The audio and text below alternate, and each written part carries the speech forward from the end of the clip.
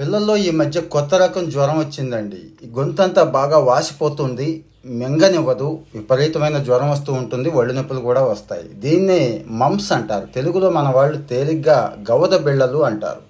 MMR vaccine మీకు తెలుసు కదండి. మమ్స్, మీజిల్స్, రుబెల్లా అని చెప్పి అంటే చిన్నప్పుడు బాగా చిన్నప్పుడే వేసేస్తారండి. ఫస్ట్ డోస్ వచ్చి 9 నెలల నుంచి 12 నెలల మధ్య, 12 నెలల నుంచి 15 నెలల మధ్య రెండో డోసు వేస్తారు. మన పిల్లలందరికీ వేసే ఉంటారు.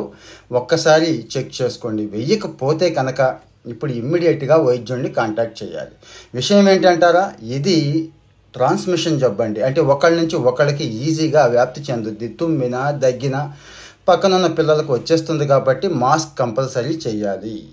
అన్నిటికంటే ముఖ్యంగా ఐసోలేషన్ అండి. ఇంట్లో ఉన్నప్పుడు ఇలాంటి పరిస్థితి ఒక పిల్లవాడికి వచ్చినప్పుడు వాడిని కాస్త ఐసోలేట్ చేస్తే సరిపోతుంది. సెపరేట్గా వేరే గదిలో ఉండి వాడి మంచి చెడు చూసుకుంటే సరిపోతుంది. మనం ఏం చేస్తున్నాం, వదిలేస్తున్నాం. సో గవద బెళ్ళలు వచ్చినప్పుడు ఎంతసేపు ఆ ట్యాబ్లెట్ వేసామా, ఈ డాక్టర్కి చూపించామనే కాకుండా ఐసోలేషన్ వాడుతూ, మాస్క్ అలవాటు చేస్తూ, డాక్టర్కి చూపిస్తూ, అన్నిటికంటే ఉప్పు నీరు ఉంటుంది కదండి, సాల్ట్ వాటర్, కాస్త వామ్ వాటర్ని గాగులింగ్ 3 పూటలా చేస్తే చాలా వరకు రిలీఫ్ ఉంటుంది అంటున్నారు.